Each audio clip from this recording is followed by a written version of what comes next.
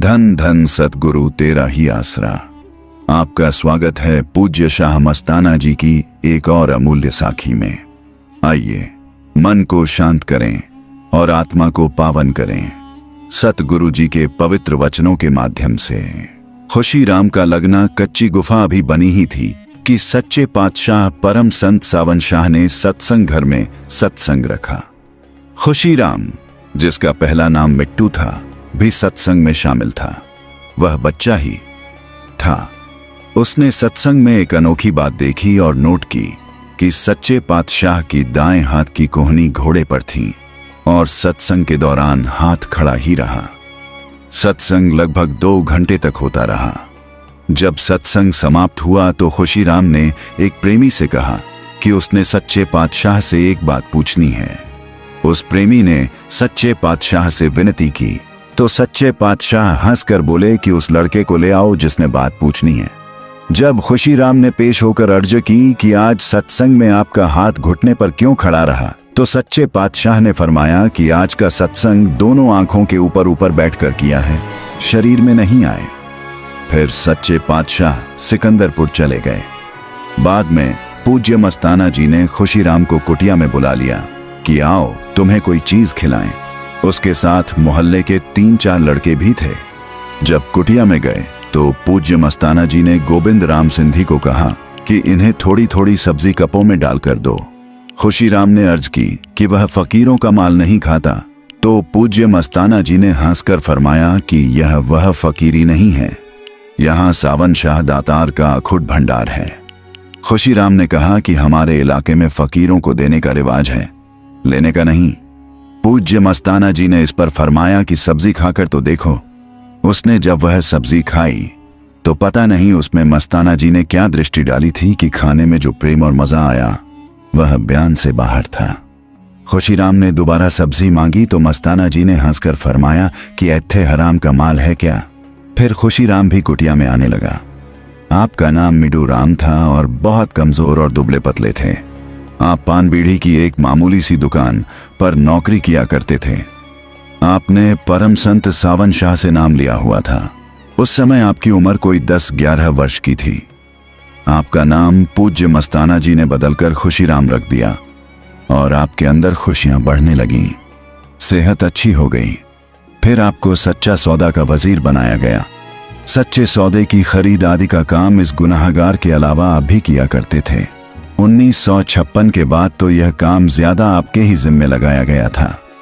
आपकी अनथक सेवा से सभी पुराने सत्संगी परिचित हैं। पक्की गुफा का बनना व्यास से आने के बाद कच्ची गुफा गिराकर पक्की बनाई गई, जिस पर लकड़ी तिकोनी छत डाली गई। उसके ऊपर बहुत सुंदर मीनाकारी करवाई गई। उसके इर्द गिर्द एक बड़ा कमरा बनाया गया, जिसकी छत पर चढ़ने के लिए सीढ़ियां अंदर से ही रखी गईं। सीढ़ियों के नीचे गुसलखाना बनाया गया। उस समय ज्यादातर सेवा लाला नेकी राम, रौनक राम, प्रेम सिंह, देसराज साइकिल वाला, विद्या और गोविंद राम सिंधी ने की। देसराज को वजीर बनाया हुआ था। महात्मा नयामत राम किसी पंसारी की दुकान पर नौकरी किया करता था। वह खुशीराम का पड़ोसी था। वह भी कुटिया में आने लग गया और भी कई प्रेमी आते रहते थे। जो प्रेमी कुटिया में काम करते थे उन्होंने बताया कि काम करते समय उनको मस्ती चढ़ी रहती थी। यदि वे 4 ईंटें ऊपर फेंकते थे तो 15 अपने आप ऊपर चली जाती थीं। सेवा का पता ही नहीं चलता था कि कौन सी ताकत काम कर रही है। दिन भर का काम 1 घंटे में निबट जाता था। 8 बजे से 12 बजे तक सेवा करते और धन धन सावन शाह निरंकार करते करते समय व्यतीत हो जाता। जो रात को भजन मंडली में आते थे और दिन को दुकानों पर काम करते थे, उनका ध्यान हर समय कुटिया की तरफ रहता था और इस इंतजार में रहते कि कब दिन समाप्त हो और वे कुटिया में जाकर सेवा और सिमरन करें। जैसे एक मछली पानी के बिना तड़पती रहती है, वैसी ही इन प्रेमियों की दशा थी। गुफा बन जाने के उपरांत परम संत सावन शाह गुफा देखने आए।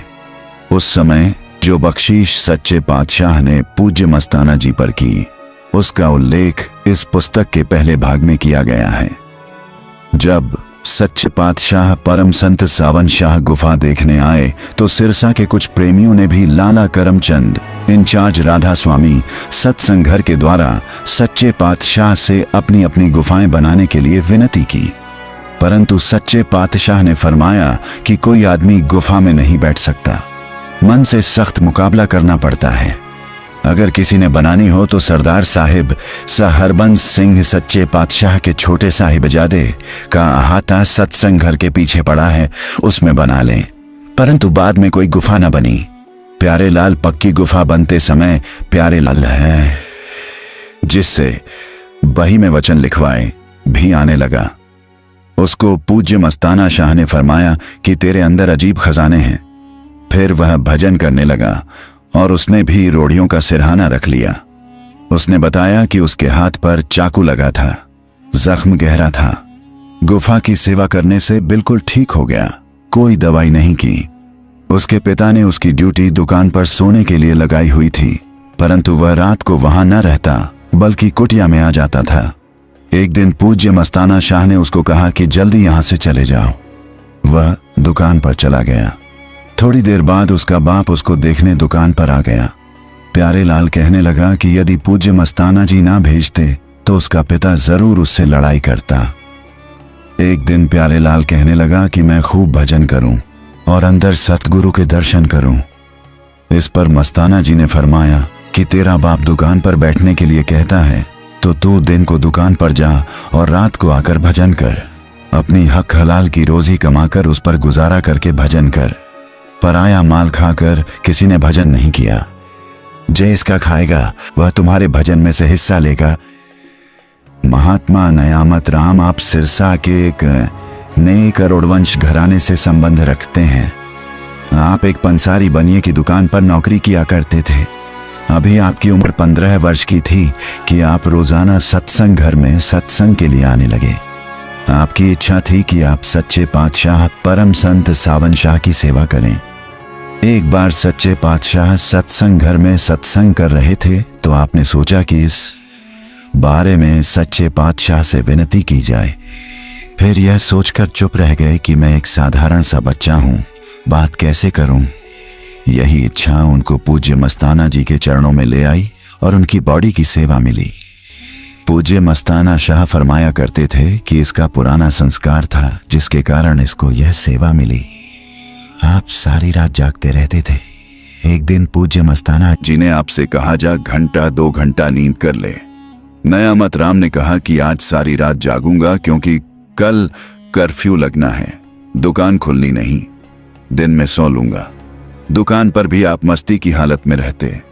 दुकान का मालिक यदि बादाम मंगवाता तो आप दाख ला देते, यदि दाख मंगवाता तो लौंग पकड़ा देते। सेठ फिर भी खुश रहता। यह सब आपकी भक्ति के कारण था। आपको पूज्य मस्ताना जी की निजी सेवा बहुत मिली है। आप उनके चोला छोड़ने तक ज्यादातर उनकी सेवा में ही रहे। जब सच्चा सौदा आरंभ हुआ तो आप निजी सेवा के साथ साथ कच्ची ईंटें निकालने में भी बहुत सहायता करते थे। निजी सेवा का तो हाल यह था कि आप पूज्य मस्ताना जी को दबाते दबाते उनके ऊपर ही गिर पड़ते और कभी आराम से सोने का नाम तक न लेते थे। आप भजन में भी काफी समय देते थे। एक दिन रौनक राम ने नयामत राम को भजन पर बैठे देख लिया। कहने लगा कि नयामत राम बहुत भजन करता है। अगले दिन नयामत राम बोला कि पता नहीं अब मैं भजन पर क्यों नहीं बैठ पाता।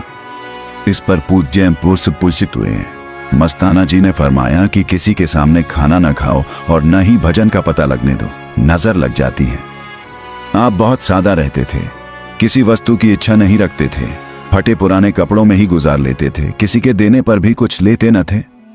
पूज्य मस्ताना जी के समय की एक जूती वे उनके चोला छोड़ने के 6 साल बाद तक भी पहनते रहे। एक बार गांव जलालाना में सत्संग हुआ तो पूज्य मस्ताना जी ने फरमाया कि नयामत के पास इतना खजाना जमा है कि चाहे तो सारा हिंदुस्तान खरीद ले। सच पूछो तो आप डेरे के सब साधुओं से बाजी ले गए।